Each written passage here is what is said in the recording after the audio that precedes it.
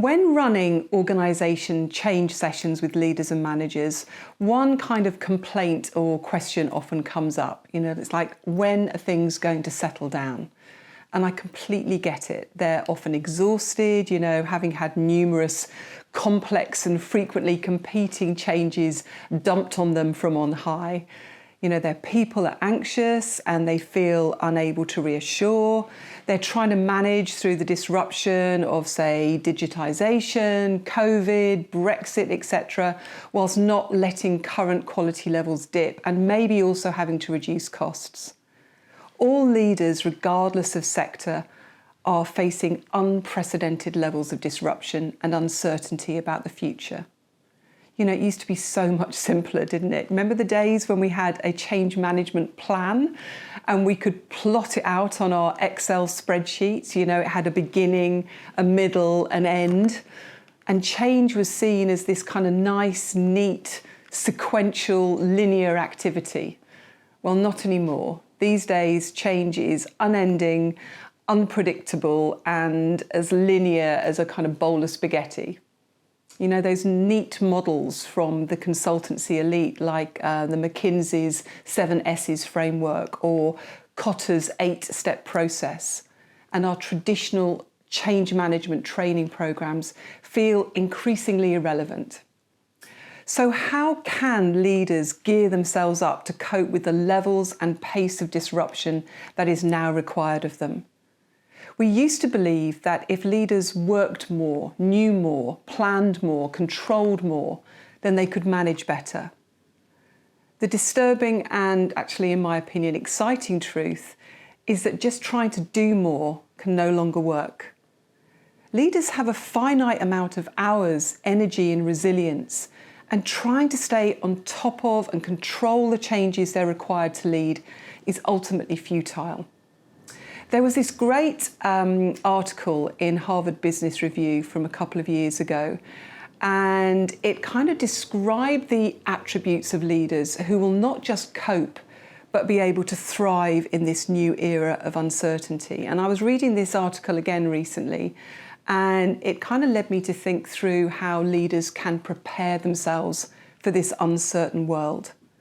First up, it's not all about me.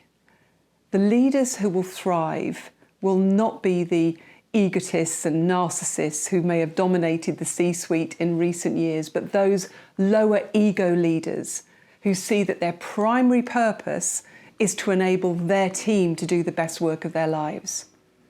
This requires leaders to invest much less time in their own personal achievements and much more in creating an environment where their team can be more creative, more productive, more agile. This requires the leader to really get to know their team as individuals, spending time understanding their personal motivations, their threat responses and their strengths. It also means that we need to value the leaders with humility so much more than the charismatic individual achievers. Number 2, give power away.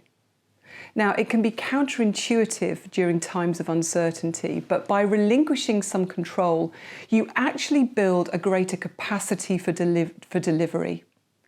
Treating your people like adults who are more than capable of making sound judgments can reduce their reliance on your limited time and energy. Simon Sinek has kind of already written the definitive work on how to set broad direction for the team aligned to the purpose and values, and then creating space for them to deliver in ways that they think best without micromanaging the how.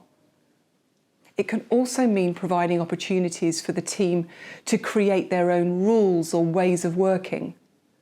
But it can also be smaller acts of relinquishing power, such as responding to requests for guidance or approval with, "I'm not sure, what do you think?" Or "Use your judgment, I trust you." Number 3, broaden your sources of stimulation. It's not only enough for leaders to focus on profit and growth these days. Now we expect them to focus on reinvention at the same time. Those leaders who are prepared to invest their time and energy in broadening out their range of stimuli will find this easier than those who surround themselves with more of the same.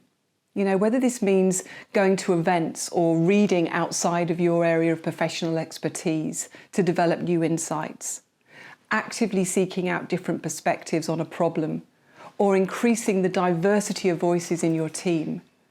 Getting curious is a must for leaders trying to find a way through disruption. So greater humility, giving up a bit of control, and getting curious.